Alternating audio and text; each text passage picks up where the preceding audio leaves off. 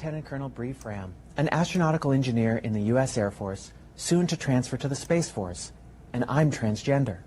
In March 2019, while serving in a command position, I looked into my hotel room's bathroom mirror as I pulled on a men's sport coat and something cemented. This wasn't me.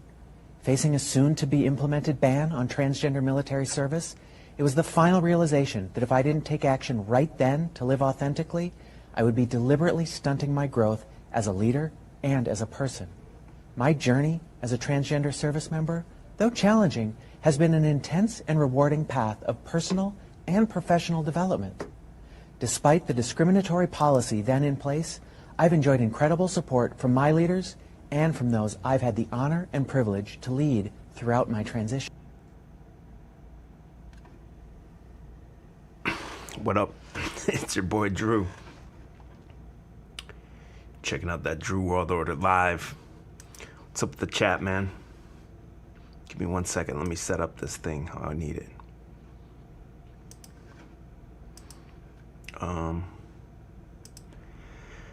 Happy 4th of July to y'all. I'm going to be here with Truther Barbecue 2 on the 4th, so make sure you guys join me for that. Rich Hoovman, Kill, Emily, Kevin, Dorkington, what is good, man? I want to show you guys, is my camera going? 1 second here. Sorry, my setup's messed up. This is where we're at, man. It started a long time ago. You can thank things like the Beatles. Even before that, though, right? But they started pushing all this degenerate, all kinds of degenerate stuff a long time ago. And it became a real slippery slope. And I saw a picture the other day that was like burlesque dancers from like the 50s or something. And they're pretty much wearing like a full dress. And, you know, they were dancing in a burlesque club dressed like that. And back then they probably called them like hussies. Like, look at these hussies. And, you know, fast forward, 70 years, you can go on Instagram now and the girl's in a string thong bikini. You can see her butthole cleavage, the whole world to see. It's just normalized. Didn't take very long when you really think of it in the grand scheme of things, man. Hold on, there we go. Sorry, I'm sitting here looking into the camera talking. You couldn't see me. So, I don't even know where to begin, man. Tonight, I don't have, like, too much. You can't even escape, though, this, like, the wokeism. This woke cult that's out here. And they kind of hijacked that term in maybe, I don't know, 2015 or whatever. It was like woke if you were into like conspiracies and everything before that, and just like they did with Karen and everything like that, they hijacked the term and inverted. That's what it is. I saw a thing that was, do I have it up here? Sorry, I have so many. This one's blocked though. Dang it. There's this Washington Post. Now, is that the one owned by Bezos or not? I can't remember. Yes, kink belongs at Pride, and I want my kids to see it. Everything's fake, JT says. L says F woke. What's up, L? Yeah, this is where we're at, man. Kelly, thank you for the donation. I appreciate that. Kelly is nice. Critics slam Washington Post article encouraging kink culture for children. This was just yesterday. And I kind of was pulling up some woke articles for tonight, and I keep seeing this conservative narrative that people are finally pushing back against woke culture. And I disagree. It's spiraling out of control even faster. King Kilsa 33 says they are working on a movie called Woke as we speak. Can you guys, man, I got a weird setup here tonight for my camera. Hopefully you guys can see. But the article in the Washington Post, because it's behind a paywall, it says that it celebrates and encourages exposing children to kink culture, such as explicit performances at pride parades. 1 second. Sorry, I'm a wreck here with this tonight. There we go. Okay, now I can see it.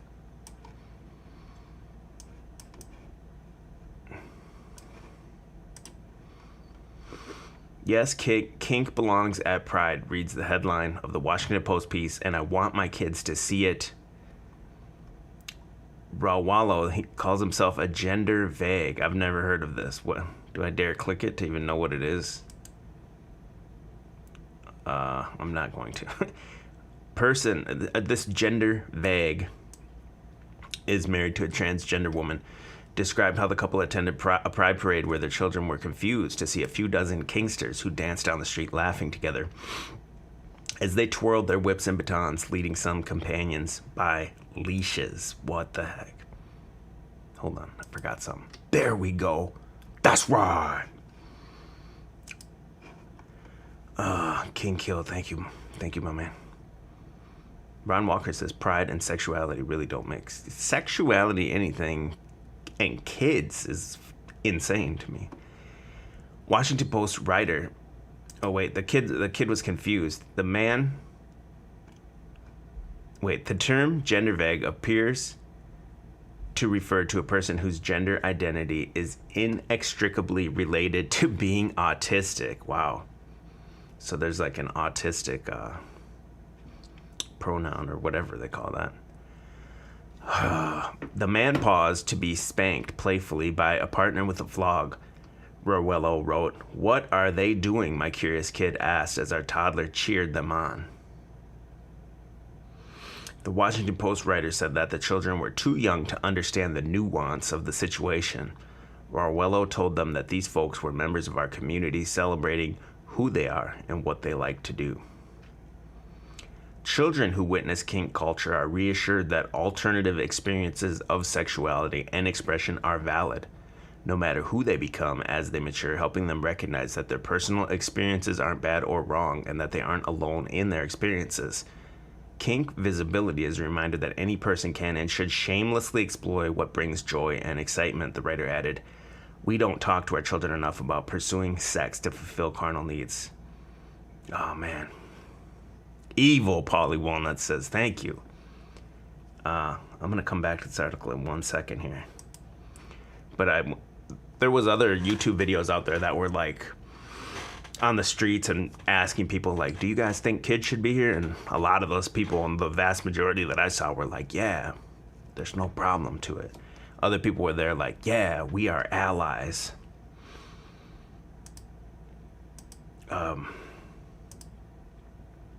So then I went and looked at the pictures, and viewer warning, man. I had to bring them in here and blur them out so that you could see them. And I hate to show it, man, but what it is, it's a guy chained to a post here. He's completely, this isn't right in public. You can see here on the wall here, it says NYE on the post. And what's happening here is he's got his dick out. This guy over here with the camel hat, this guy also has his dick out, connected to nipple chains and some kind of like whatever tied around his dick or whatever. And then there's a woman that's tasing him in the balls. Right on the street, right in America, right on the street, man. Look at this lady's like, what the fuck? She's walking around with a fucking yogurt in her hand, wondering what the fuck's going on. This lady here, look at her. She's like, what in the fuck is going on? This guy here, he's like, yeah, baby, yeah, he wants in on that. This is in the streets of America, and people are bringing kids here to this, man. Kids, dude. Oh, my God. Here's another angle of it. I found another angle, and if you zoom in here, look at this guy in the back here, dude. I swear that's another YouTuber. This dude looks familiar, man. Is this Hokura? Sure as fuck looks like him. I didn't know you got down like that, dog. Yeah, look at forensic, enhance. Looking mighty sus, bro. And then I blurred this poor kid's face out because this isn't this kid's fault. But yeah, they bring a child. This kid looks to be maybe, I don't know, 4 or 5 years old, possibly. I don't know what this fetish thing is called, but they wear the dog hats and they get led around on leashes. And look at this, man. These people that show up and say they're allies. Look at this grandma down here on the left. Look at her. She loves it. This kid's being exposed to a sexual fetish. This granny here is like, yeah, she's all about it. This person here looks like they're possibly covering their mouth. Like, they can't believe what they're seeing. Look at this one. She likes it. In the pink there. Even worse. Here, look at this one. This lady smiling, loves it. Well, how old's this kid here? 2, max? Got a 2-year-old walking around where they're tasing people in the balls. Tied to a street lamp or whatever. There's only one solution, man.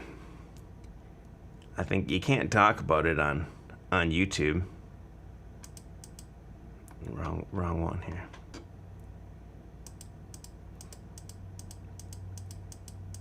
Probably the only solution. I really can't say it. Oh man, but it's really ramping up. It's getting worse, man. That's really all you can say. Let me get my chat back up here. Sorry, 1 second, guys. I can't see the chat. Yeah, Bless Krisha says, is this real or CGI? I'm sorry to say that this is real. And Porter says this world belongs to Satan. You can see it now. Sherry B. Cool says child abuse celebrated, right? I mean, it's really unbelievable. Dude, if you want to do whatever you want to do in your bedroom, and that's something you do in the basement, and it's fine. JT says not a good time to be raising children. Back to the article that was like advocating that they want kids at events like this. There was a little more to this. Oh man. It says kink culture is a reminder that any person can and should shamelessly explore what brings joy and excitement. We don't talk to our children enough about pursuing sex to fulfill carnal needs. Did I already read that? If I did, I'm sorry.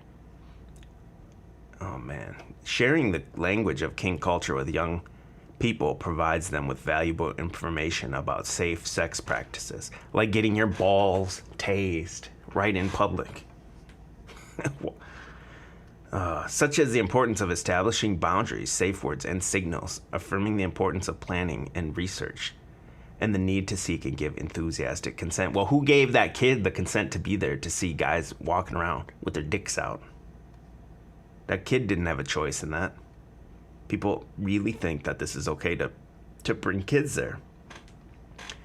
The post quickly drew fire from commenters on social media. Oh, so people tweeted against it. So I guess there's a big pushback against this degeneracy. If your principles prevent you from running this sickness out of your country, your principles are garbage, tweeted I'm Right host Jesse Kelly. Nations do not remain stable. Healthy nations with this behavior becoming acceptable.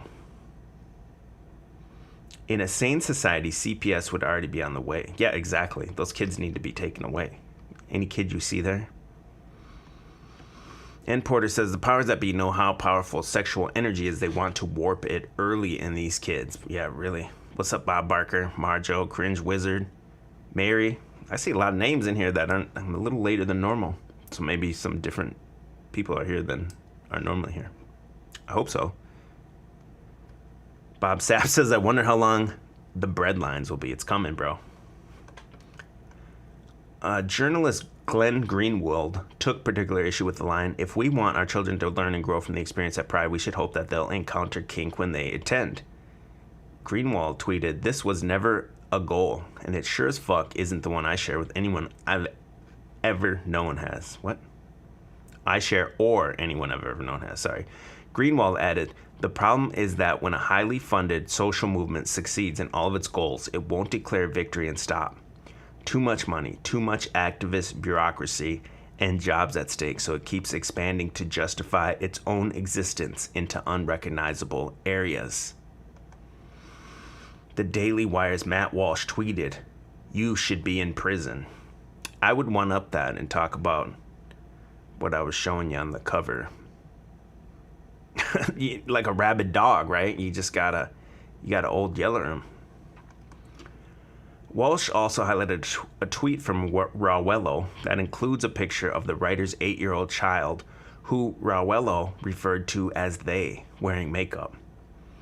"My 8-year-old explored makeup for the first time tonight. They tried an eyeshadow tutorial to make clouds, some flowers not shown, and lots and lots and lots of eyeliner stamps," they shrugged. "Maybe I'll go on drag race when I'm older." Wow, I can't look at that picture. Back when I was a kid, man, story time, shout out to Grandma Oni, rip. I'd stay with my Grandma Oni, and you'd watch Saturday morning cartoons, right? Where how old you grow up, you'd watch Saturday morning cartoons. So I'd watch Saturday morning cartoon, and they would come on with these commercials of My Little Pony, like not the new ones, but the old ones. And I would always be like, "Grandma, I want the My Little Pony," and she'd be like, "No, those are girls' clothes." Nowadays they just buy it for them. Target, I think, doesn't even have boy or girl section anymore. I was young as hell. You don't know what you're doing when you're a kid. And I kept asking her, I'd say, "Grandma, I want a My Little Pony. The commercial says you can comb and brush their hair." It looked so fun when I was 5, however old I was. She kept saying, "No, that's little girls. That's for little girls." And finally, Grandma Oni had enough, and Grandma Oni said, "Listen," she said, "I'll buy it for you, but you gotta wear little girls' bloomers for a week before I buy it for you." And I cried. I was like, "No, I don't want to wear little girls' bloomers." And that's how it was back then. They just told you, no, that's for little girls. And now every line is blurred, and the parents are the child's friend and everything like that now. And so I want to big thanks to Grandma Oni. She prevented me from becoming the world's first brony. That's a true story. Yeah, the new my girl watched My Little Pony, the newer ones. It's cool, but for little girls. And then there's that whole autistic like brony culture that's sprouted up around it. I don't know, man. I just have a list of links. I'm just gonna kind of start going through them randomly. Let me see if there's something I can. Here's one I saw going around. I haven't read it yet, but I just saw this one here was going around on the Twitter and everything today. There's now there's transracial characters, but these same people that push all this woke stuff, they say, "Oh, you can't be transracial. You can be transgender. You can be what was that guy called? I forgot the autistic sexuality, whatever it is. What's up, Early Kueller? Scott, what's good? Let's see what this one's about. British influencer identifies as Korean after 18 surgeries. Oh, man. It's too much, man. Let's see what it says. Let me set this up right here. Sorry, I'm doing the OBS live on the fly here. Trying to, at least. British influencer Ollie London reveals that they've been told to kill themselves for coming out as transracial, while others have threatened to gun them down after 19 surgeries to look like a K-pop star. Now, I would say, like, probably when these people first started coming out with transsexual and everything like that, I would bet they got the same kind of threats. So maybe this person's just ahead of their time. The woke community hasn't realized it yet. This person's 31 from London says it is finally Korean after having eye surgery. The influencer added they have been trapped in the wrong body for 8 years, spent thousands to look like K-pop star Jimin from Korean boy band BTS now has been slammed and sent death threats for ultimate cultural appropriation. Not just cultural appropriation, ultimate cultural appropriation. He's a white influencer. No, we gotta watch this, I guess. 안녕하세요. 저는 지민입니다. Hey guys, I'm finally Korean. I've transitioned. I'm so happy I've completed my look. I'm finally Korean, guys. I have the eyes. Just had a brow lift as well. I can't watch anymore. I'm sorry. Oh, in a culture that's basically celebrating mental illness. This what's, and then look at the world outside you. What's going on? They told TMZ they identify as non-binary. They've been told to kill themselves. Others threatened to gun them down. Spent $150K on the surgery. Most recently sharing a video from their hospital bed after undergoing eye surgery, a facelift, brow lift, and temple lift. And I've told the story too before where I grew up next door to, and that was at Grandma Oni's house. So early 80s. Think of how long ago that was. There was a neighbor that was called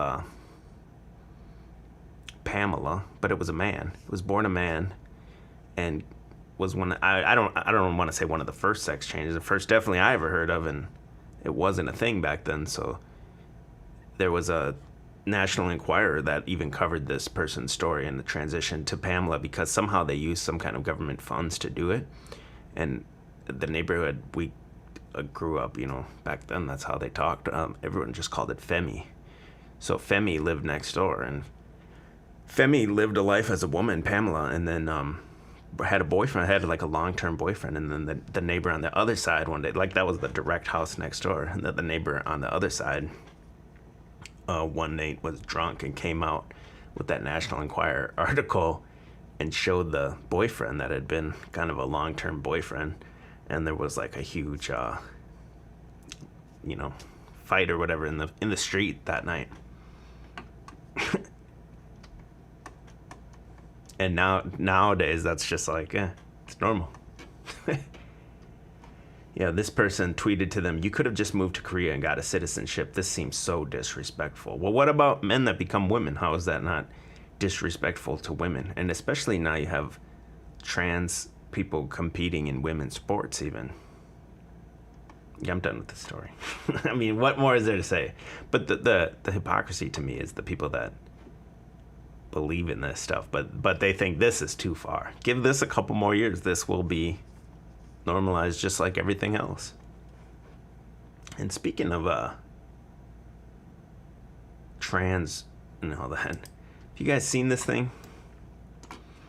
What is it called? Sha'Carri Richardson. I seen this thing a couple weeks ago. It's like a sprinter for the Olympics or something. And let me just pull up some pictures of it first. Right when I seen it, I'm like, okay, this gotta be man, right? Well, they say it's not, but same as the Williams sisters and Michelle Obama, right? It's gotta be. But what she wears this, she talks really like ghetto in the interviews, and she has like really long, like ratchet nails and everything. And she won to go to the Olympics, and then the story that was going around, I don't know if I saw it today, I don't know how recent it was. It was like supposedly a reporter interviewed her and told her mom died. She didn't even know her mom died, supposedly, until this reporter told her in an interview.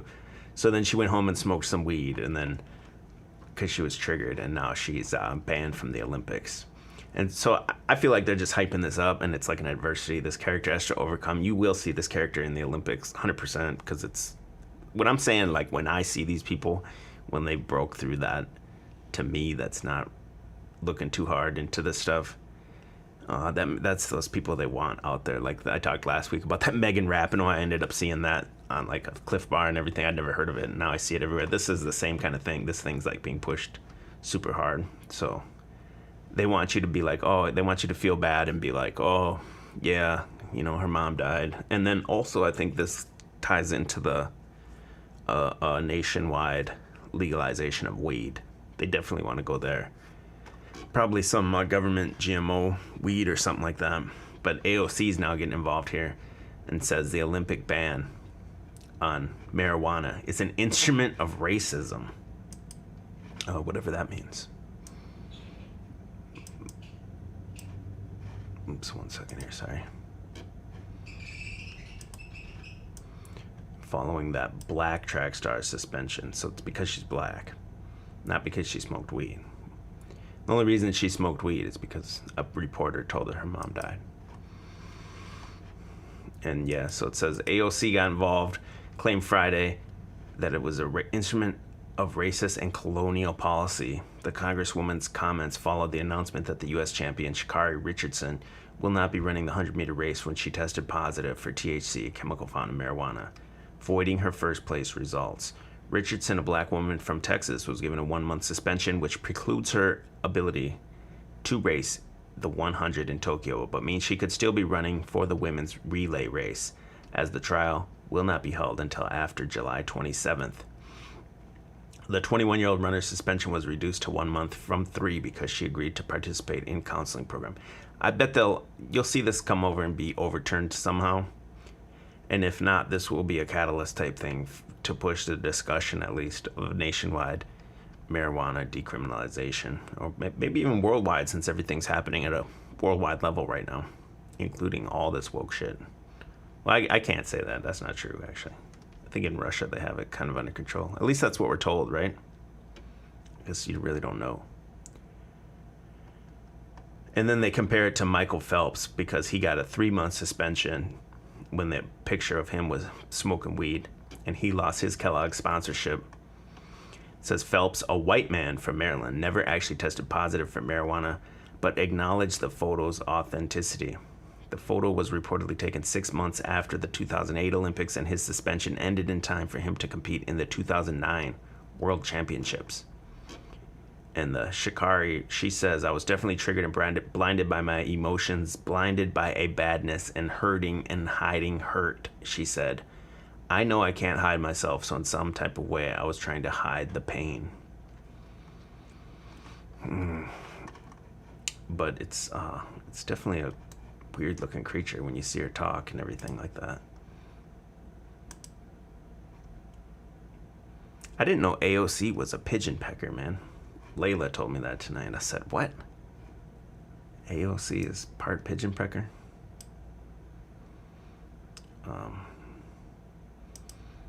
Just on the headline of Yahoo News, I don't even know what this story is right here. But, 1 second, I'll set it up for you. NBA Social Justice Coalition Director, whatever that is, nobody's heard of that, calls for a passage of federal policing reform legislation. So, in NBA, whatever it is, that's something no one's ever heard of, some kind of, what is it, a coalition? They're talking about police. What does the NBA have to do with police? I am the executive director of the National Basketball Social Justice Coalition, which leads the NBA's families advocacy work. But in 2014, I was managing the policy portfolio of the Civil Rights Division at the U.S. Justice Department when Michael Brown, an unarmed teenager, was shot and killed by police. So then the NBA just creates a coalition over this, or what? And you do get, like, LeBron James and everyone else pushing these woke agendas and everything like that, because it's big money, man. There was another Olympic athlete caught with a flag. I saw that. That was another story that was going around today. Yeah, this thing here. Another creature, man.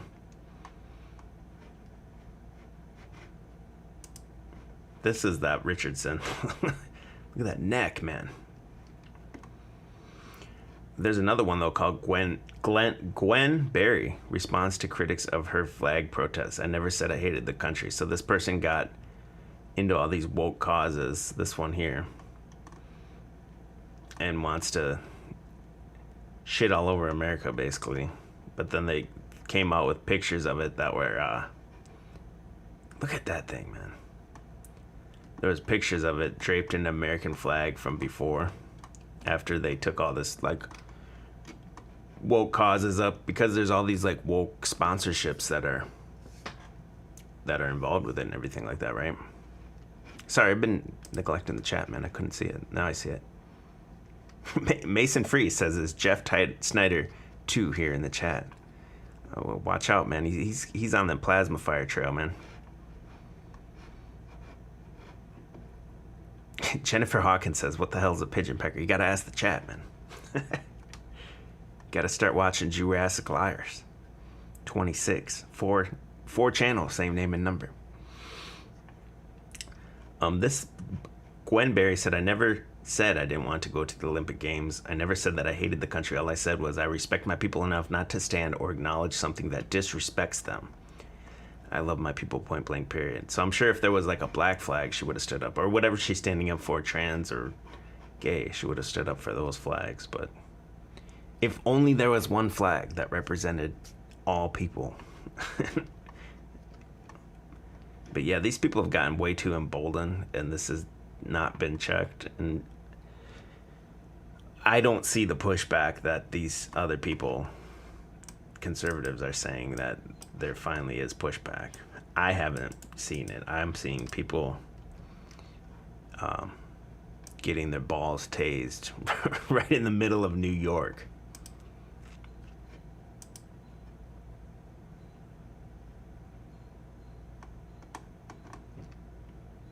Look at this thing, man. It looks literally like Dennis Rodman. I'm not even kidding about that. All right, man. I got way more, or not way more, but I definitely have more. Let me my chat's just not working. Sorry. At this point, y'all are obsessed with me. She's a hammer thrower. Barry, a hammer thrower, tweeted in response. Oh, and now Dan Crenshaw's going to war with her. So that's all stage and theater. So remember when I showed you Klaus Schwab has that, I don't remember the name right now, but there's like a program for all these influencers like Megan Rapinoe and Dan Crenshaw and Mark Zuckerberg. And there was tons of other of those types of people's names on there. Macron and everyone. I wish I could remember the name of it right now. Missy said, what happened to the Mary Lou Retton and Nadia Comaneci type? No more. Now it's all political theater here. They got to get the political... get everyone whipped up into a fervor just to watch it, because the only thing that they care about is some like polarizing thing like this. No one cares if it was just like pure athletics. They got to put all the woke causes in it, man. They want to turn off the people that were into what it used to be about. They want to definitely turn those people off and trigger them. Yeah, so Crenshaw feuding with her, this is definitely things that are just out here, as they gotta, NBC or whoever's hosting these Olympics, they gotta have these like narratives and storylines going into it so that you watch it, because it's, especially with nowadays with social media, TikTok and all these other things going on, there's just way too many things they gotta generate this controversy, and it's out of control, man. Oh man, shout out to the chat. I don't know what else to say, man. What else we got here, man? Oh, I'll do this one later. Hold on. Let me start killing some of these links, because now I'm getting confused. Here we go. The term spirit animal is cultural appropriation. You can't say it anymore, bigot. Knock it off. It harms indigenous people when you say that. No, we need to talk. You're being insensitive if you say spirit animal. The first time Chelsea Luger heard the phrase spirit animal, it was 2012. Around that time, she noticed that non-Native Americans started appropriating Native culture by wearing headdresses to music festivals, buying dream catcher earrings, and putting stylized tips in the backyards of their beachfront bungalows. Luger had just started her master's degree program at Columbia Journalism School, and during the class introduction, she mentioned she was from Turtle Mountain Band of Chippewa and Standing Rock Sioux Tribe in North Dakota. After class, a white male classmate approached her. How dare he? Hey, so what? He says, hey, so what's your spirit animal? He probably thought that was a slick pickup line. But she said, I was like, what? What are you talking about? And he goes, yeah, all native people have a spirit animal. She remembers laughing the comment off, telling him she wasn't familiar with the term and that it must be a stereotype. But her classmates didn't take no for an answer, insisting that he had it on authority from First Nations people in Canada that real natives, in his words, have spirit animals. I was like, hold on, dude, don't tell me about my own culture. I can't speak for all Indigenous people, and there's a chance that you'll find somebody out there to say something differently, but I've worked in hundreds of Native communities over the past 10 years or so, and I know plenty of First Nations people from Canada. I've never heard anyone talk about this. This is in 2010s, the phrase started appearing everywhere, internet memes, coffee mugs, t-shirts. Although it's not clear how spirit animal entered popular vernacular, internet historians claim, I want that job, I want to be an internet historian. Who is an internet historian? Justin Wang? They claim it started appearing online unironically on Wiccan and pagan message boards in the 90s. Probably Irowid. But in 2010, the meaning shifted as it was used in a joking manner on Tumblr and in the New York Times. In a lot of these cases, spirit animal didn't even reference an actual animal. Instead, one person may proclaim Harry Styles as their spirit animal, while another reserves that title for Pizza. John Podesta. But therein lies the problem with the phrase. Even though spirit animal isn't a term widely used in Indigenous cultures, if at all, it takes the concept of their sacred connection with and reverence for nature and twists it into a catchphrase and a commodity. This makes it a damaging form of cultural appropriation. It feels like they are making light of our culture. It feels insensitive because it's already been difficult for us over the years to have people recognize and respect who we are as people. What's up, Dee Dee? Tom Sawyer's I see Tom Sawyer in every live stream I go to. I don't know. I'm all over these YouTube live streams, and maybe it's different Tom Sawyer, but I'm pretty sure it's the same avatar and everything. What's up, Bass Ackwards? He says QOC is an internet historian. Well, he's still talking about clip hunters, so you could be right. Shamanism and animalism was all over the world, Jennifer Hawkins says. And Lord Dorkington says, as a French immigrant, we say totem animal. Oh, Mika says you can't burn sage either. That's also a cultural appropriation. Man. Speaking of that, I just wiped my face.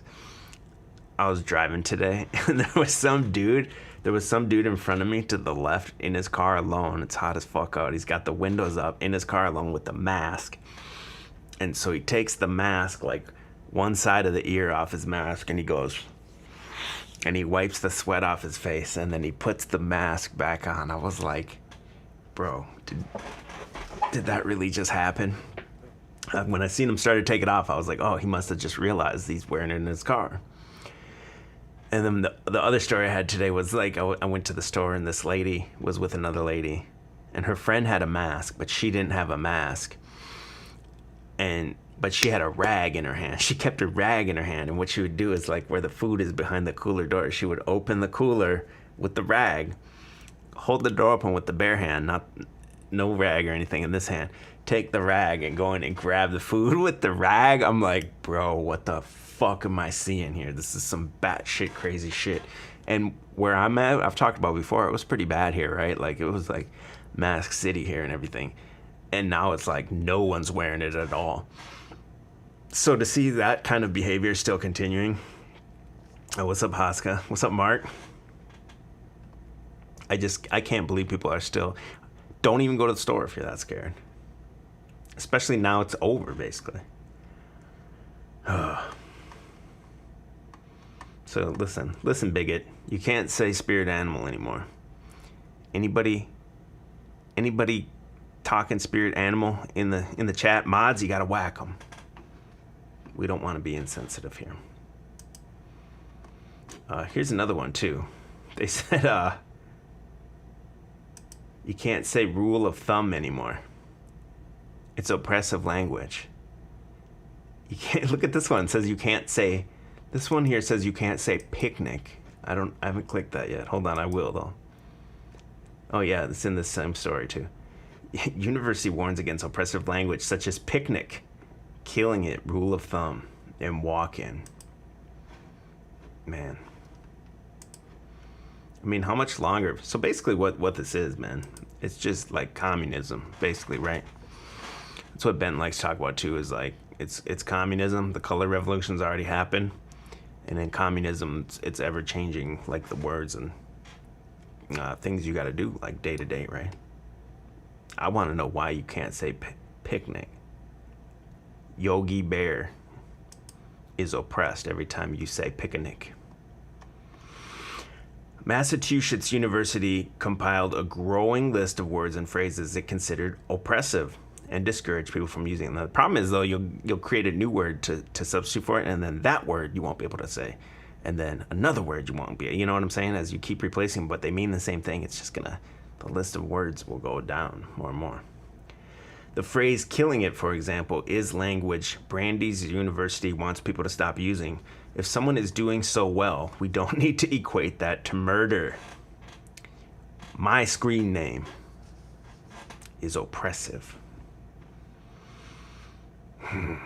And he runs the Prevention, Advocacy, and Resource Center. And they have a new oppressive language list. It's divided into 5 categories: violent language, identity-based language. Hold on a second, because these people are 100% based in identity over their like sexuality and shit like that. Language that doesn't say what we mean, culturally appropriate language, and person-first alternatives. Take a shot, a stab at something. So you can't say, I want to take a shot at that, I want to take a stab at that. Trigger warning, you can't say. And go off the reservation are all on the violent language list because they needlessly use imagery of hurting someone or something.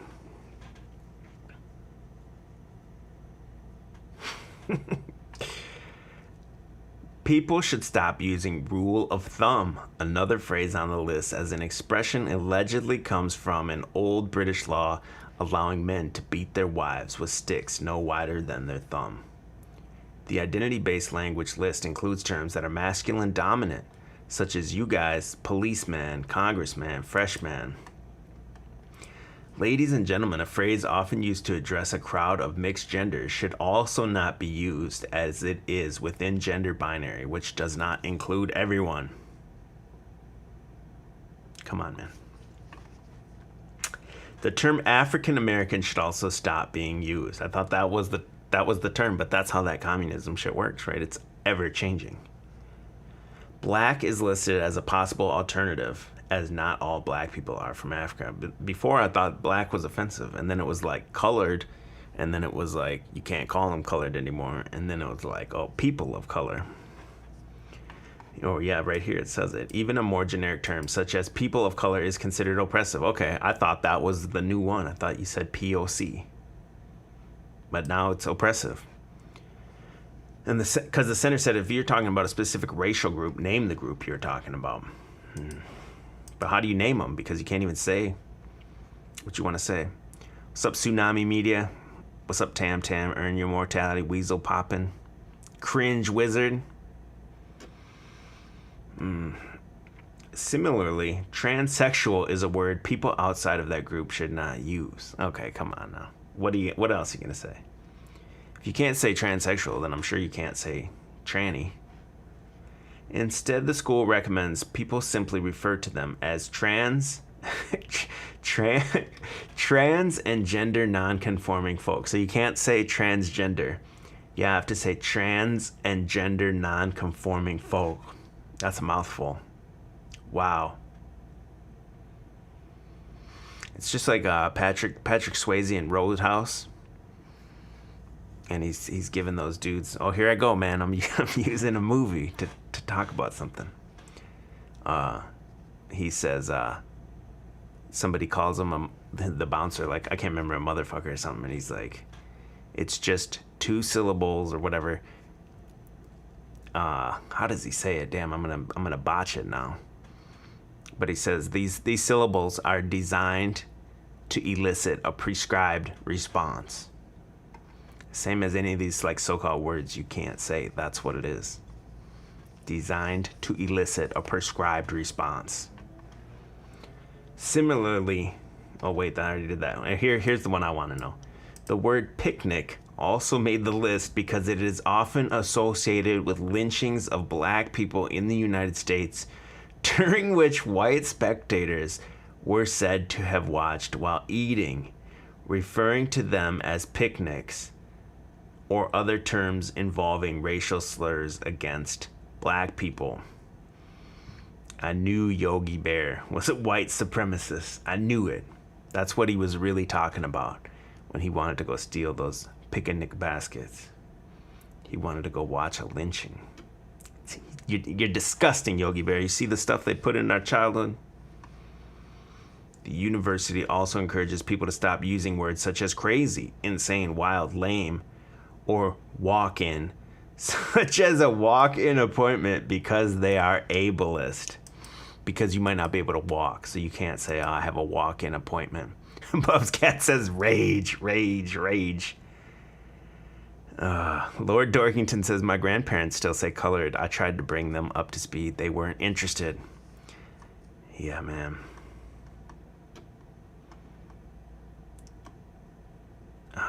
In April 2015, oh wait, there's more here. Hold on. I missed some. This whatever guy's organization discouraged the use of euphemisms, vagueness, or any language that doesn't say what we mean. The oppressive list also discourages the use of victim, survivor, addict, prostitute, or homeless person. You can't say them anymore, guys. In April 2015, Brandeis University launched an effort to raise awareness of microaggressions against Asian students. At the time, the school installed a display that recognized microaggression phrases, including, aren't you supposed to be good at math? And I'm colorblind, I don't see race. Oh, you can't even say that. You can't say I'm colorblind, I don't see race. Why? Because a colorblind person will be microaggressed by it. Oh man, what's up, Matt Jones? Anyone else I've missed in the chat, man? I'm trying to like kind of stay focused. I know there's a lot of people in here, so shout out to y'all. I want to look up this guy. Remind me to look up what this guy looks like that's making this list. Got a feeling I might know what he looks like, but we'll see. The display was controversial, and after backlash from Asian students, it attempted to help, who said the display was a microaggression. It was so even when you try to do this, then that's a microaggression. The association and its president apologized to the student body and anyone who was triggered or hurt by the microaggressions. Okay, we got to see what this guy looks like here. Hold on. What's this guy's name? What is his name? Hold on, sorry. Brandeis University. What's the guy's name, though? I guess they don't have a name. It's just like a group here. Let me just click the link it goes to and see what it says. Meet the team. Here we go. Oh, man.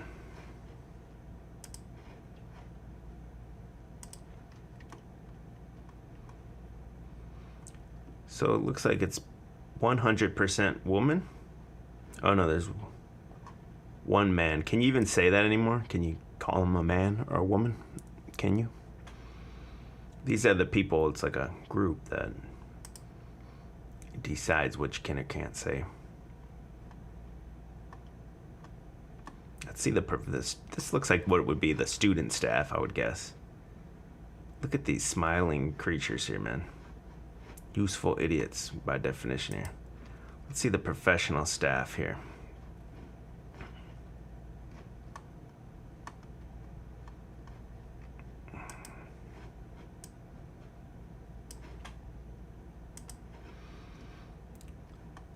So, oh, this is it.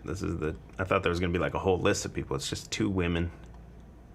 Vilma and Sarah Berg. Man. I don't know what else to say, man. But the one where they said the rule of thumb, I went and looked that up to see if that was true.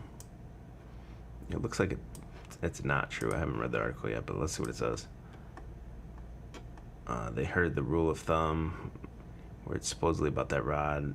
During a freshman year at Harvard 7 years ago, the phrase was invoked in a lecture as an example of domestic abuse permitted by British common law. The rule of thumb, according to the professor, was not to use a stick wider than your thumb. It sounded believable to me, said the 24-year-old Fennick, now in her third year of law school at the University of Chicago. I was having my first contact with feminist thought, and the explanation was very impressive to me. Imagine paying money and you hear somebody say that, and you're like, ooh, yeah, all this money made me so smart. It was one of those things I really remember that spread around. I can't remember when I found out it wasn't true. Unlike Fennick, untold historians, feminists, and legal experts are unaware that the folk etymology for rule of thumb is false. For them, the notion of rule of thumb makes perfect sense, originating as it allegedly does from a legal system they see as misogynistic. It's the same thing truthers do, right? They start with like a conclusion, and then they work their way backwards with their thought process from there. So the same thing that these people did when they heard it, and it fits the worldview and narrative they believe, so they just believe it and run with it and spread it and tell other people about it. What's up, Nick? I see you, Nick. In January, wordsmith William Safire debunked the rule of thumb's false etymology in his New York Times Magazine's column, and this is from actually maybe 10 years ago or something like that. The phrase had been called to his attention by the president of George Washington University, where a female student had denounced its use by an administrator, remarking on a budget problem in the student newspaper. In gender and women's studies courses across the country, the phrase is still cited as an example of unconscious acceptance and tactics condoning sexist policy.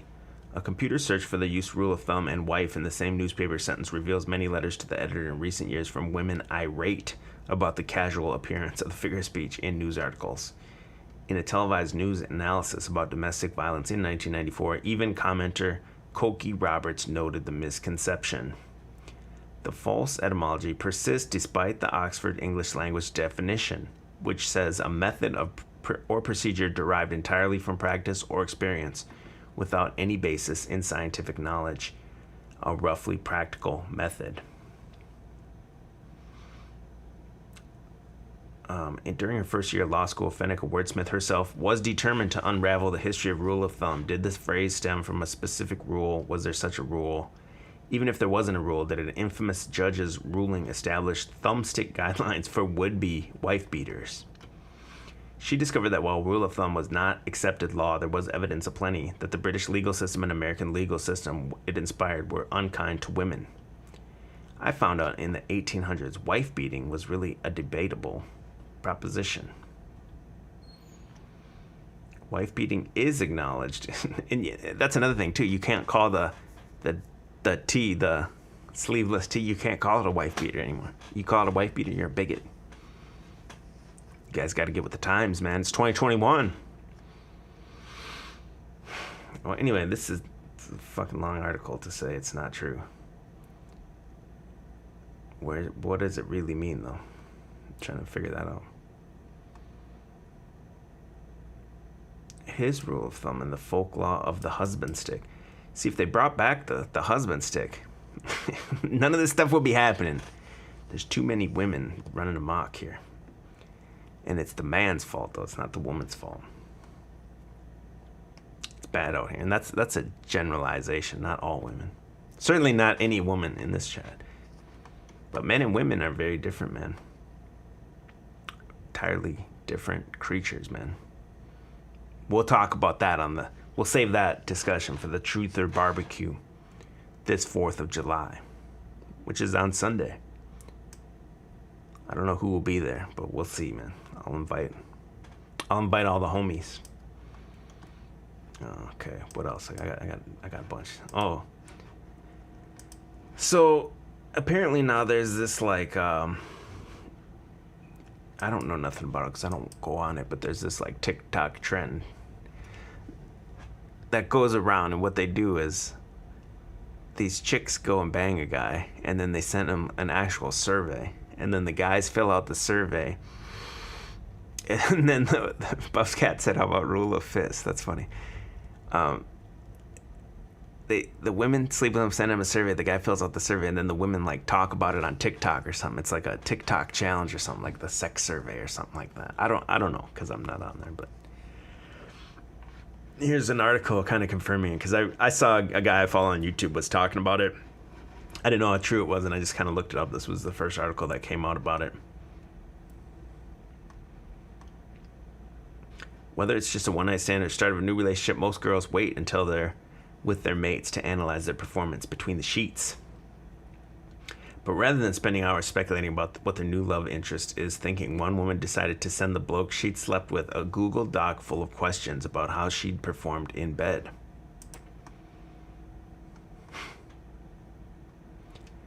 TikTok user, this guy, shared a hilarious video of himself filling out the form, and let's just say she might not want to see the results.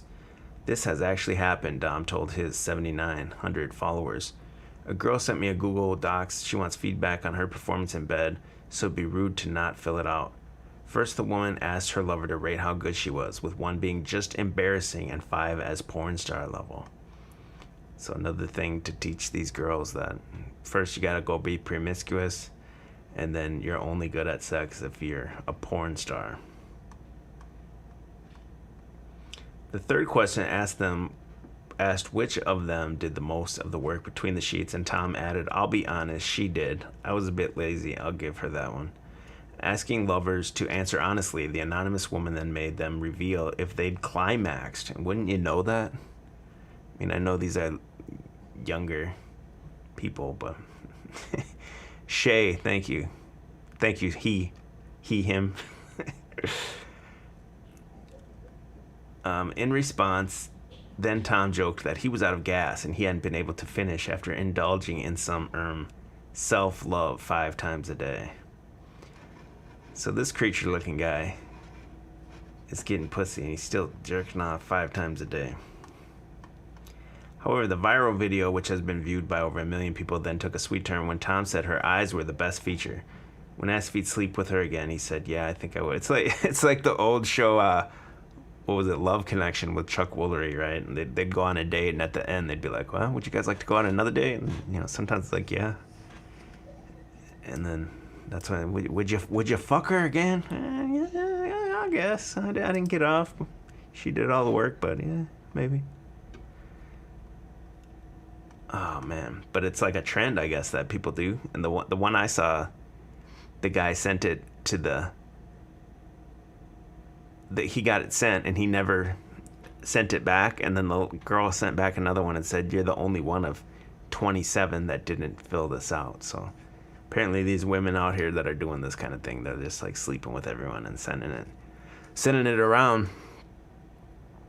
I mean, I couldn't imagine being a young dude nowadays where it's like a twofold thing. So there's the Tinder where you just swipe, and then I've told this story before too, but my buddy, he told me he goes on Tinder, he comes home drunk from the bar, and whatever way you swipe to say yes, he says you just get on and you just swipe. He said you don't even look, you just swipe everyone. And he's like, you'll get a few replies back right away, and a girl will be at your house within like half hour, an hour. So you get home from the bar, and I was like, "Well, what's up? Do they look good or what?" And he's like, "Oh, no, usually not in that. Not the ones that want to hook up that fast, But I guess if you're drunk from the bar." But the other aspect of that, could you imagine being a young guy today, and then with all the reversos out here and everything? Like, you could tell most of them, but there's some that are passable, and then especially if you're like drunk or something, man, it would be scary, man, to be out here. And what would scare me too about like that Tinder, I would always think like the girls coming over would be like leaving another dude's house, like probably walking out a cream pie, coming over to your house. That's nasty, dude. Oh. This shit is like unbelievable. The how off the rails it is right now. Here's another article I saw.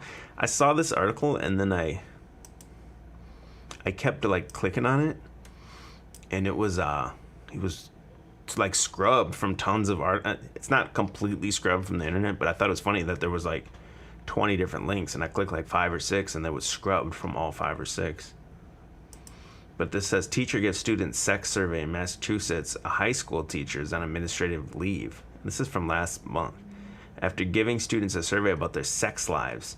No one in their right mind would ever think this is appropriate, said a mother who did not want to be identified. Some parents are furious over the survey handed out at Dracott High School asking students personal questions about sexual arousal. These students are 15 and 16 years old, minors. The mom said she found out about the questionnaire from her 10th grade daughter who brought it home. Yeah, let me hear my daughter brings that home. What happened, at least to my knowledge, is that some students left the class because they were so uncomfortable, said Richard. Richard Silva, a Dracott High junior. Silver heard about the handout and couldn't believe it came from a teacher. Frankly, I'm disgusted, he said. This is the type of thing he was asking about. Arousal and words that, frankly, I don't even want to say on camera. I was shocked. Horrified. Man. Teacher Eric Jackson is on administrative leave from his job as a science teacher.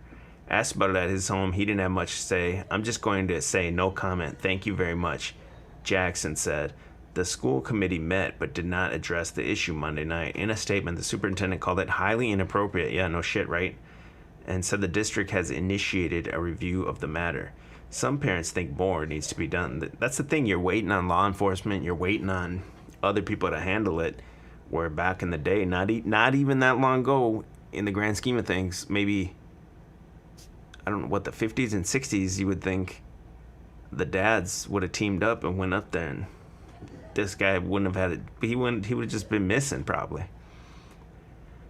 The school committee... Blah, blah, blah. Someone pointed out it seems like a grooming technique, and I'm going to agree with that, said the 10th grader's mother. Yeah, absolutely. So he wants to have some sick fetish reading that, right? Or know who to prey on, like if some kid was foolish enough to fill that out, he's going to know who's vulnerable to prey on. I wish he would lose his job. I'm sorry, said another parent. Why are you sorry? He's asking 15 and 16-year-olds in front of the whole classroom about what they've done or something like that. Parents and teachers said Jackson told the class he didn't expect students to fill out the questionnaire and turn it in. It was just an exercise to get to thinking. Oh, okay. In that case, during that interview at his door, Jackson said someone else authored the survey. Who? Oh, I didn't do it. Someone else did it. That's when I went on this little binge. I worked with this dude, and they caught him on those, like, creep catcher shows. Like, he drove out, like, maybe, like, a half hour away to meet I don't remember now. It was, like, 15-year-old girl, 16-year-old girl or something. And he pulled the whole shit where he was like, oh, no, I was here to tell her if it was a different guy, she would have got hurt, but I was here to tell her not to meet guys on the internet and stuff like that. It was such a bullshit, bogus lie. And he was like a deer in headlights because he was caught by one of those, like, vigilante, like, creep catcher type dudes. And then I went on, like, a binge watching of creep catchers and shit like that. And, like, they all say the same story when they're caught. It's like they run a script. They all say, like, and then, well, the other thing that reminded me, though, the guy from my work, and then when they said that, he was like, must have had pictures or something, because the decoy guy was showing him the phone and was like, what's this? Who sent this picture? And he's like, oh, that was my friend did that, and my buddy wrote that. So then when I watch the creep catchers, they all say the same thing. Like, I was there to save her. If it was another guy, she would have gotten hurt. And then anytime they're confronted with, like, a picture or something, they say, oh, that's someone else. Someone else sent me that or whatever, or sent that, took my phone and sent that or something. It was interesting, like, psychologically wise to watch when I was binging on that. I was like, just how they get taken over by a demon or something, right? And they're just word for word almost all saying the same thing. And it's even different, like, creep catcher type shows that are in different cities and everything like that. They all run the exact same script. Fucking weird. Now Facebook is sending this out too. If somebody posts something that they don't like on there, Facebook sends them this message that says, you may have been exposed to harmful extremist content recently. Violent groups try to manipulate your anger and disappointment. You can take action now to protect yourself and others. Get support from experts, stop the signs, understand the dangers of extremism, and hear from people who escape violent groups. And then there's a button you can click to get support. I wonder where it goes. But it's funny, it says violent groups try to manipulate your anger and disappointment. That's what propaganda runs on, right? Manipulate your emotions. And that's what this whole woke culture and everything is based on. It's like pure emotionalism. And the people that run the show, they want you in a purely emotional state, because when you're in a reactive emotional state, then you're easy to control and you're easy to capture, like just like an animal. You can throw out food and an animal will come out. So you throw out these like clickbait stories or whatever, any kind of emotionally charged fuel for these people, and they'll react accordingly.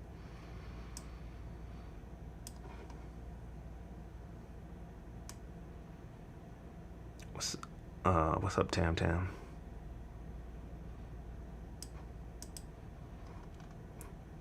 Kill these links here I got here. Yeah, I was gonna get into like kind of the color revolution and everything. I think you guys probably know a lot about that. That's basically this has already happened in the United States, and that's why we're at where we're at. And the people that are against it, they're not doing anything about it. But they were trying to pin it on like, so this could be like, I mean, they know people are aware of this. It's in anyone that's reading books and stuff like that knows this is what's happened. So the media comes out with this. This is a story actually from September of last year. So what, 6 months ago or whatever, 9 months ago. And they say it's like a conservative talking point that they say color revolutions, that Donald Trump and everything's trying to say it's just against him. It's even though Trump and Biden and everything, it's like a uniparty, all against you. They're trying to blame this talking point on only Republicans. Yes, I think I won't get into that. But yeah, it is I was just trying to find good articles about like culture wars, color revolution, and everything like that. It's basically a communist takeover. It's already done, man. It's the reveal. It's worldwide. That's why everything with the 19, that was lockstep everywhere. This thing, man. You got to see this thing real quick if you've never seen it. Let me see if I can find it. You got to see it talk. It just talks like ghetto fabulous, like Cardi B or something. Like, I don't know if I can play this actually.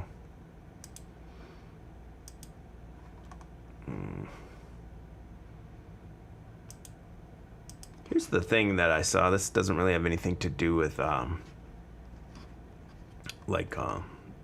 woke culture or anything like that, but I did notice that in the last couple of weeks there's continued the word buck is in all these stories, and I saw Jurassic was talking about this the other night too. It's like it's all over. So you had a few weeks ago you had that buck breaking meme. There was that guy that wrote the buck breaking book. So I guess it gets into it a little bit.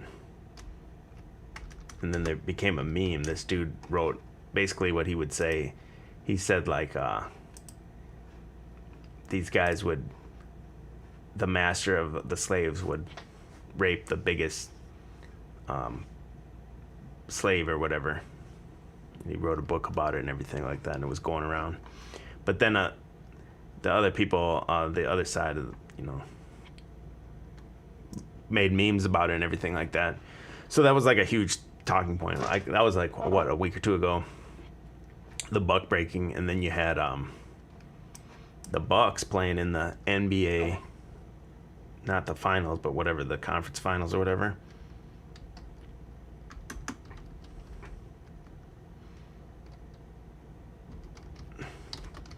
And the dude broke his leg or whatever. What's his name? Giannis or whatever. Giannis I don't know his name. Yeah, Giannis. Oh, he almost, I thought he did break his leg. but that's the story. Like, he almost breaks his leg. So they get you saying this guy, the Buck, Giannis Antetokounmpo, whatever his name is, the Greek freak dude, and he almost breaks his leg, and they got you saying Buck breaking and everything like that. Hold on, Kaz. How are you? Says, ain't no way 5K subs. 3 times that for sure. I've been stuck on that 5K for like a year. It is what it is, man. All I can do is just keep putting out my content the way I want to do it. You know what I mean? I'm not too worried about it. But thanks. The number one way I think I can grow the channel is if people share the videos. So if you're in like Telegram groups or Discords, if you're on conspiracy forums or anything, or know anyone, if there's a certain video that you think somebody would like, if you could share it, man, that would be great for me. But so what I did here is I put Buck and then like news for like the whatever new current event news stories are out here. And there's quite a few, man. Young Buck is back in the news. This guy, no one's heard of this guy for years, and now all of a sudden, Young Buck has an album coming out called 40 Days and 40 Nights. That's kind of interesting. Let's try to see what else there is. Ed Buck is back in court. I don't know who that is, but as they just, whatever reason they're chanting this Buck, right? And I wonder, for me, I'm a doomer, right? So I wonder if it's just like, is the dollar gonna crash? Is that what they're trying to signal? Because they had the Bill Gates divorce where he had to basically liquidate his stock and everything. To me, that was a good clue that maybe the fiat's going down soon or something. I'm trying to see what other, if they have any other stories that are mainstream stories with the word buck in it.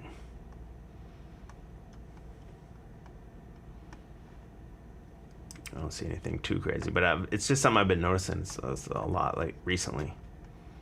Oh, the Buck Moon is coming. Maybe this is what it's about. The Buck Moon 2021 is coming. Okay, I didn't know that. When is that? Let's see. The Buck Moon will take place on July 23rd. So that'll be, I guess maybe that's a signal to watch that date or around that date or something. Like EBT likes to say, covert message through overt means. Jennifer Hawkins says, this is a good channel. I've been to some rooms that you can't say anything you think, people lose their minds. Yeah, it's pretty, oh, and Christina just said, yeah, there's a book full moon coming up. Yeah. What's up, Christina? The people here, I pretty much like, don't care what anyone says. That's why it's funny when I see some people say I'm like deleting their comments or stuff like that. Honestly, I've probably deleted maybe like 2 or 3 comments that were like violent threats or like some super overt racist stuff or something, you know what I mean? Like, that's really the only way. Haters or whatever, I love it. Bring it on, haters. Bring it on. TC says, make Drew diagrams for the reality. Man, what's up, Jessica?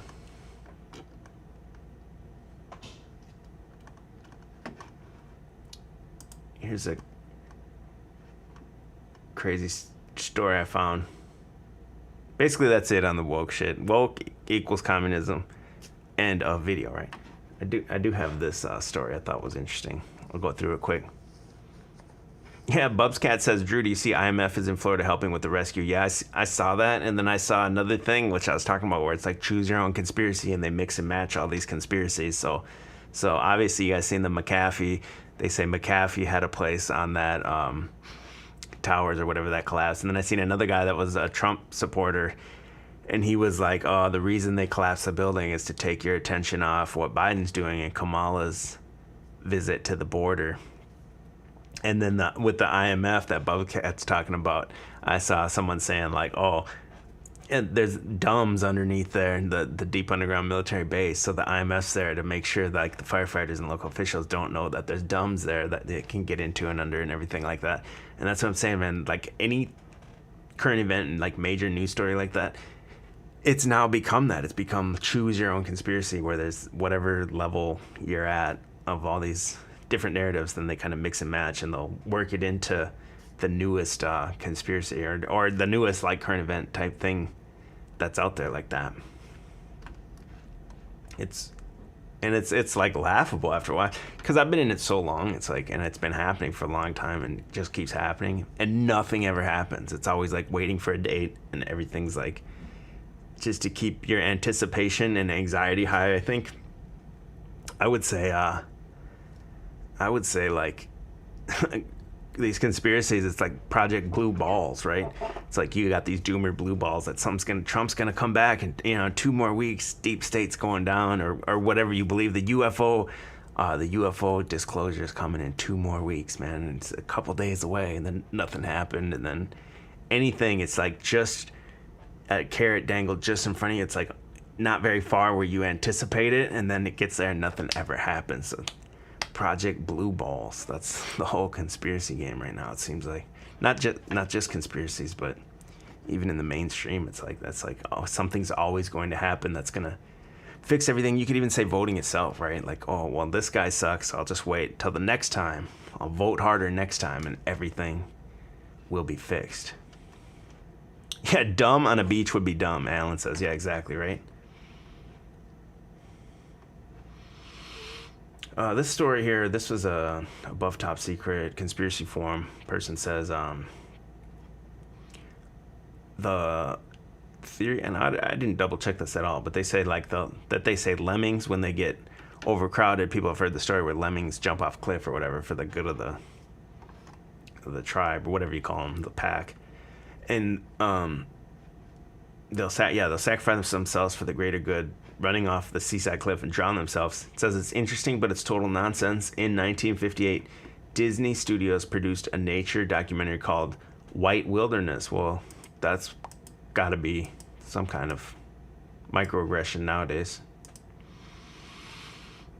The film showed a supposed lemming mass suicide. It took a while, but animal rights proponents uncovered the cruelty behind White Wilderness. From the wiki, in 1982, CBC television news magazine program The Fifth Estate broadcast a documentary about animal cruelty in Hollywood called Cruel Camera, CC, focusing on a white wilderness, as well as the television program Wild Kingdom. Bob McCohen, the host of the CBC program, found that the lemming scene was filmed at the Bow River near downtown Calgary and not at the Arctic Ocean as implied by the film. He found out that the lemmings did not voluntarily jump into the river, but were pushed in by a rotating platform installed by the crew. He also interviewed a lemmings expert who claimed that the particular species of lemming shown in the film is not known to migrate, much less commit mass suicide. He also discovered that footage of a polar bear cub falling down an Arctic ice slope was really filmed in a Calgary film studio. So that's from what year? 1958, and they were having bears in studios. So think of what they're doing now. And I remember years ago I watched that. I don't even remember what it's called now. There was like that show about like, it was like a movie, but about like penguins. And then it got all cold, and then the penguins would like huddle up and take turns going to the middle to get warm and everything. You gotta, if they were doing that trickery in 1958, what are they doing now? It's probably completely CGI. That would be my guess, man. I'm not saying these animals don't do that, but wouldn't it be cheaper to just film it all in CGI or something rather than send a whole crew out there, risk this crew in like the Arctic and everything like that? So I had always heard about this lemmings. There was even a video game called Lemmings, and I thought it was true. I mean, obviously you hear it when you're a kid and you never question it. And that's how most things go. Just like when they tell you, United States has freedom of press. They told you that when you were young and you never questioned it.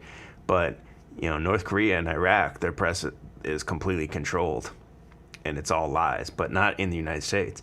And that's where the Trump tards got stuck on that one, because they thought, oh, the press is against Trump, so Trump's got to be good.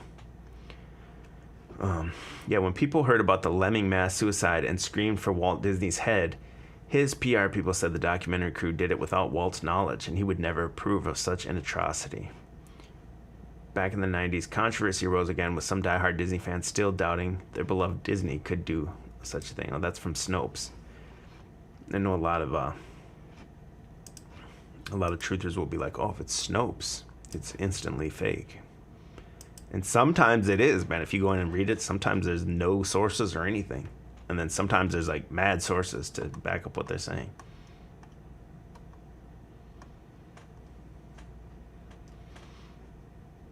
Yeah, it says, what was it, 1991? I'm trying to see when they did it again.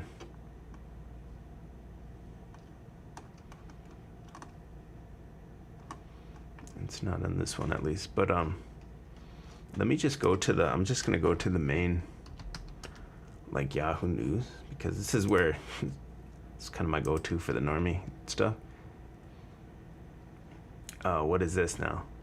Everything on here, though, has been increasingly, especially even in the last, I don't know, 3 months, because it's kind of my go-to, has been more and more and more like SJW woke stuff, right? I want to see what this one is. It sounds like it's some woke thing. Public litigation of this guy Trevor Bauer assault allegations is miserable and unavoidable. And then look at it. It starts as, warning. The following article contains strong language and graphic allegations of domestic violence and sexual assault. Reader discretion is advised. So what did he do? Graphic allegations of domestic violence and sexual assault? What did he do? After an alleged assault, woman was granted a temporary restraining order. Domestic violence.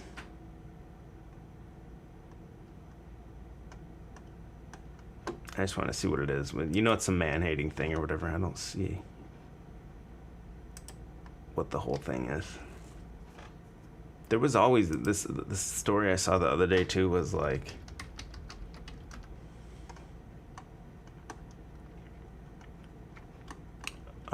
there's this author that he makes, yeah, this is his name, Warren Ellis. I couldn't remember his name.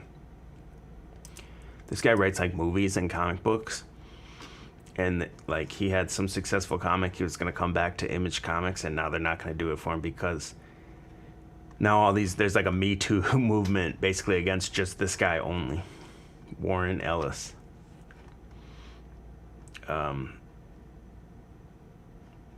They claim there's all these women that came forward and they say he's like a predator because he said he would help them with their career and slept with them. So their website is, they created an entire website for these people to like come forward as a victim of this guy. And now this guy can't get any work anywhere because women slept with him years ago and claim he was like a powerful man that was like promising to help their career. And it says they shared their constructive ways to address the all too common issue of powerful men's abusive behavior.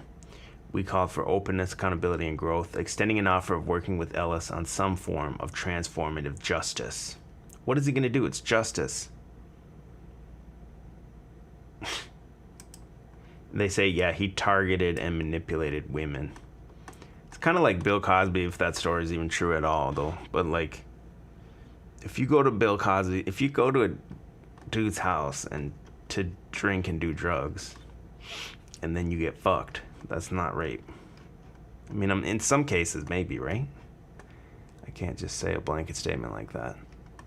But in most cases, to me, it's, as a man, it seems like it's like buyer's remorse. And they were just out to get you. But now everything's coming back to, like, they want to cancel you, right? With the cancel culture and everything, they want to end your career. Especially a white man like Warren Ellis. And I wonder if even, you might even see, like everyone thought there would be like a Trump tape of Trump saying the N-word. I wonder if you'll see like some Biden thing come out. He's already, there's like a video of him in the past saying it in like a Congress thing where he says it, the hard N. I wonder if it'll come out where he'll like slip up or something, say N, and then you got to cancel the president, right? And that way you aren't safe at your job. Or if something comes up from the past, even they can say, oh, well, if the president can be canceled, the president himself, from something he said 20 years ago, think of what you said 20 years ago. And again, I don't want to make that prediction and say that's what's going to happen, but I could see that happening. Because it seems like Biden's like just kind of a temporary guy, and that's why they have Kamala there too. It would transition it into Kamala, maybe.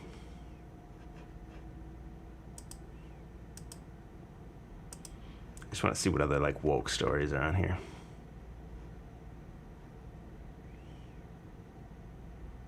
Ex-supermodel to Cosby. You know what you did to me.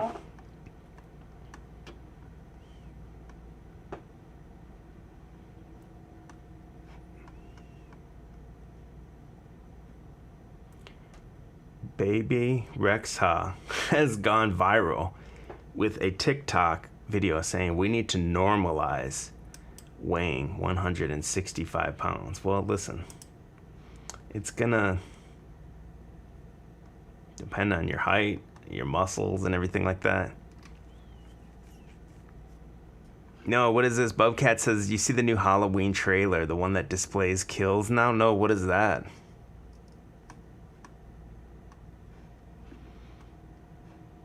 This is news now. TikTokers saying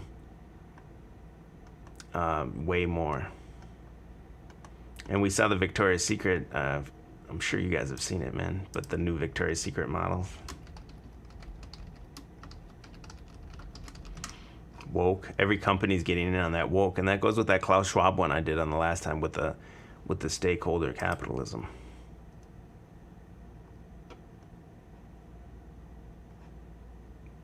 Where's the new ones? Yeah, it's like body. It's like all about body positive, and they even have a. Isn't that one on the left? That's got to be a man, right? This is what's selling underwear now, and Megan Rapinoe. Play the Halloween trailer. I don't know if I can play the Halloween trailer.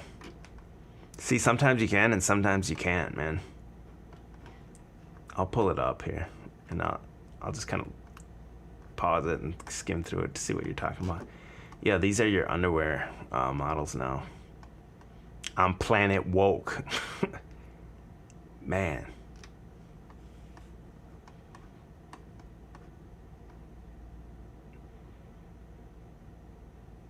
Oh, okay, I'm not going to play it. Bubs Cat says the new movie trailer shows graphic violence in the 2-minute trailer.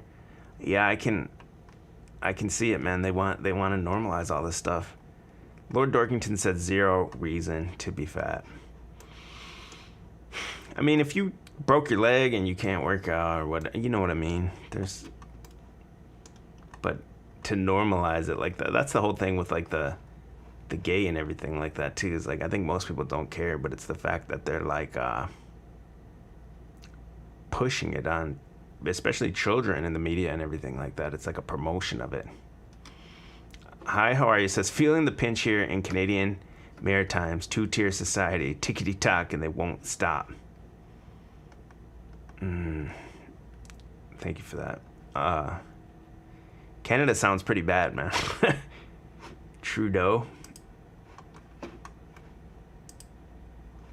And I'm always seeing like woke stuff on here, and now the one time I want to pull it up, I thought for sure there's like always like the top like 5 stories are like some woke agenda thing, and now I'm not seeing it.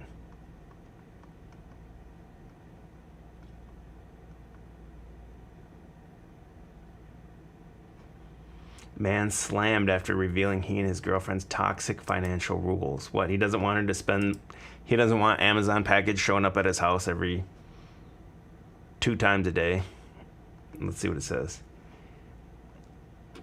He comes from an affluent family and earns $150,000 annually. So let me guess, the woman should get half of it before bills. My girlfriend, myself, my parents, my brother, and his wife all went in on vacation. My girlfriend is a teacher making $45,000, blah, blah, blah. We have always split things 50-50. Oh, so the internet's outraged that it's 50-50. People who split things 50-50 when they don't have similar incomes have a toxic relationship. Well, if she agreed to it, then why is it an issue? Oh, that's right, because man bad. What's up, Linda Curtis? Selena Gomez designs really fun swimwear with inclusivity in mind. What does that mean, inclusivity? Celebrating the fact that all bodies are beautiful. Yeah, I knew it. So it's more body positive. So they get her in here looking like this, but then they're gonna tell you it's for big girls or something like that. But every picture you see of it is her.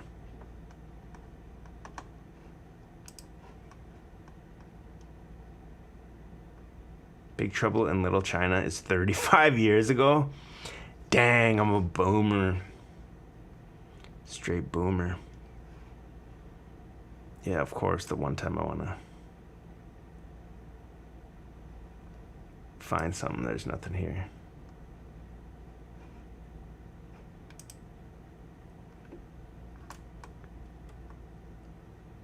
And then this thing too, Lizzo. That's another thing too. They're pushing this thing looking like this. Came out in a swimsuit and everything, and then there was all that stuff about, oh, it looked so great and everything like that. Yeah, it's just, again, the normalization of like media, not even normalization, like promotion and of like mediocrity and like even the players that don't even win anymore, and then they're celebrated as like the best players in sports and everything, where in our time it was like Michael Jordan, you had to be the best of the best and everything like that. Yeah, Bubscat said 150K is nothing nowadays. Yeah, especially if you're in like California, that's not that much, man, out there. Oh, Iggy Azalea called out for blackfishing. What is what is blackfishing? Let's see what it is. Another new term. Iggy Azalea should know better by now. Ever since the white Australian-born rapper had her single, she's constantly faced heat for appropriating black culture. It's now been a decade since Azalea entered the industry, blah, blah, blah. Come on, So she's got a new club track, I Am the Strip Club. The 31-year-old is seen in the video with jet black straight hair and her skin noticeably several shades darker than her normally fair complexion. To top it off, she's surrounded by black queer men dressed in leather as she raps about getting ratchet and twerking. So you can't... Is it eventually going to get to like, yo, white people can't even rap? Is that where it's going to go? They're going to want to get it that far. Brian Wilson says, would you let Lizzo sit on your face to end No. Not for anything.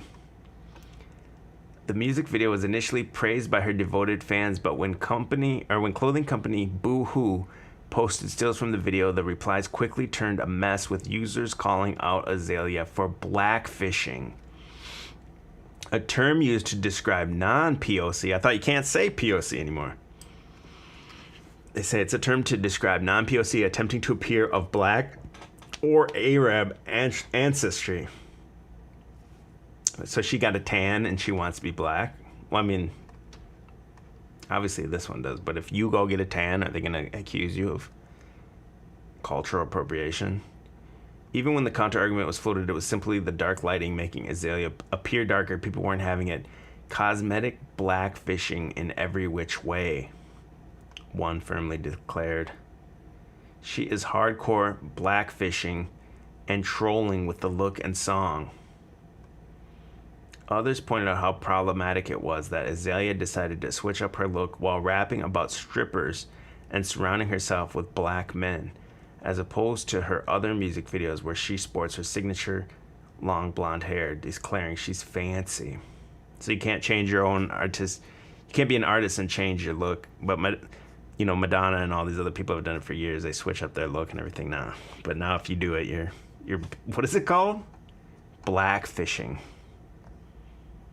Oh man. You got that Karen movie. They got the horror movie Karen coming on, the woke horror movie. One of the chief complaints against Azalea is that she swaps her drawly Australian accent for a black scent when she raps. Teen rapper Bad Barbie, real name Danielle Bregoli, has also been accused of using a black scent. So you're blackfishing with a black scent, but you're not a person of color, you're black. This is just too much for me, man. I'm gonna shut it down there, man. Thanks everyone that was in here. I'll be back Sunday. Truth or Barbecue 2. I'll try to go for... Last time we went for 4 hours. I'd like to top that this time. Kind of depends on who shows up. I'm gonna send some invites to other people and see who shows up. Maybe people will kind of come and go. We'll see how it goes. I appreciate everyone's time that was in here tonight, and I'll see you Sunday for sure. Maybe even tomorrow, but for sure Sunday. Peace out.